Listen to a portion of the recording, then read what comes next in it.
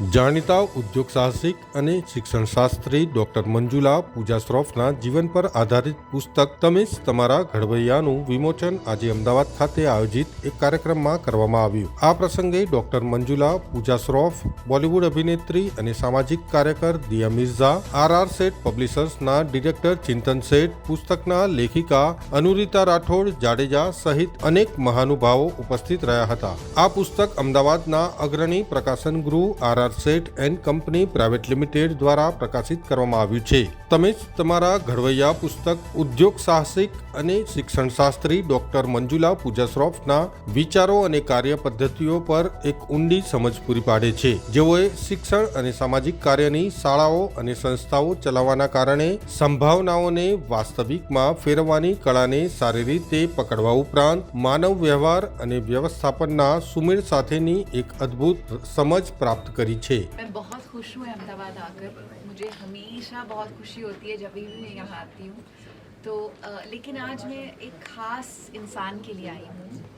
मंजुला पूजा श्रॉफ जी ने एक बहुत खूबसूरत किताब लिखी है। उनके ज़िंदगी के वाक़यात हमारे साथ शेयर किए हैं और मैं यहाँ पर आई हूँ उन्हें सपोर्ट करने के लिए, उन्हें सेलिब्रेट करने के लिए और इस उम्मीद के साथ कि आप सब उनकी किताब पढ़ेंगे और उनसे वो चीज़ें सीखेंगे और समझेंगे जो उन्होंने ज़िंदगी में हासिल करने के बाद हम सबके साथ शेयर किए हैं। ये किताब के बाद कोई प्लानिंग है इस पे मूवी या कुछ प्रमोट करने की? शी इज़ एक्चुअली, तो ये किताब बहुत इंटरेस्टिंगली ये मैम ने लिखी हुई है।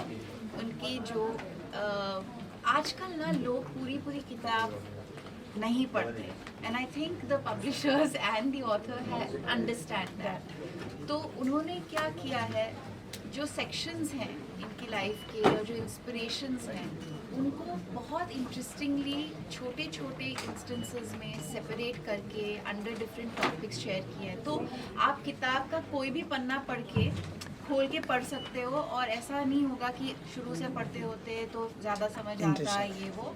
सो it's a book that you can just pick up and read at any point anywhere, which is encouraging क्योंकि lots of people don't have the time and the patience anymore to read a full book. So whenever you feel like a shot of inspiration, you just pick up the book and open a page and read it. That's the most interesting thing.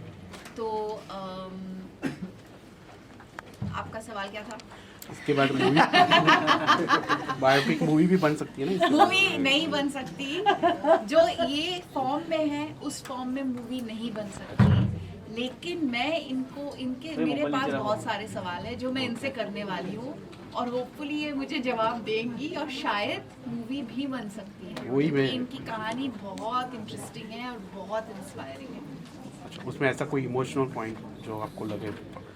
I think you know, जो ज़िंदगी के उतार चढ़ाव होते हैं वो सभी के लाइफ में होते हैं, चाहे वो रॉयल्टी से क्यों ना हो। And that to me was the most interesting aspect of the book कि हम सबको लगता है कि of course जो जिस परिवार में हम पैदा होते हैं उसमें हमारा कोई से नहीं होता, वो मतलब डेस्टिनी होती है, but how we respond to that is up to us. So that for me is the most interesting aspect. सबसे जो इम्पोर्टेंट है वो है ना आपकी खुद की जो बैरियर है, दैट आपकी वनरेबल साइड है ना, कोई दिखाना नहीं चाहता। इतने साल लग गए मेरे स्टोरी लिखने में, right, because there is a lot of vulnerability in the story. आप जब आपके एंड एवरीबडी हैज़ दैट, मैंने पहले भी कहा है, हर एक के लाइफ में है।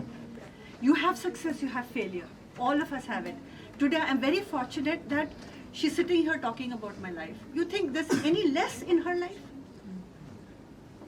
or any woman here? Woman इसलिए मैं कहती हूँ because it's a man's world. हमें थोड़ा एक्स्ट्रा काम करना पड़ता है, चाहे हम कहीं पे भी क्यों ना हो। She's been around the world.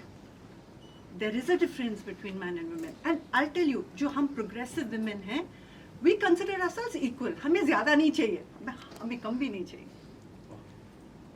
That's all. So I just want to say that failure and vulnerability के बारे में लिखा जाना चाहिए। Because बिल गेट्स का एक बहुत अच्छा कोट है, मुझे बोलना पड़ेगा। He says, success is a lousy teacher. Success teaches you not to fail. Yes.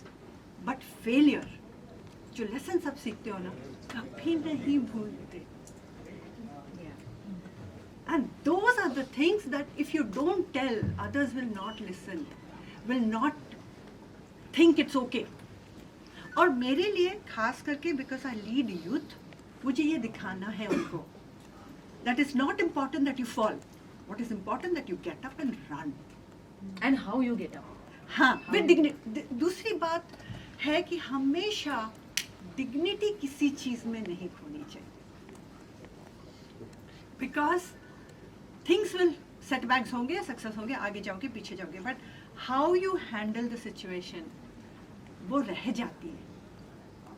And that should be really with pride and dignity. I also feel in a world that is constantly forcing people to be aggressive, be loud, and the idea that वैसे हो करने से ही बात आपके लोग सुनेंगे. In the middle of that, to hear somebody talk about the importance of courage along with dignity and grace, because these are qualities that are, you know, being lost now in the narrative of communication and everything. And it's so important for young people to know ki you can be silent and heard. You don't need to speak loudly, you don't need to be aggressive, you don't need to beat your chest to put your point across. There's wonderful ways to do the same. Just keep doing the work. That's what's most important. Okay. Thank you.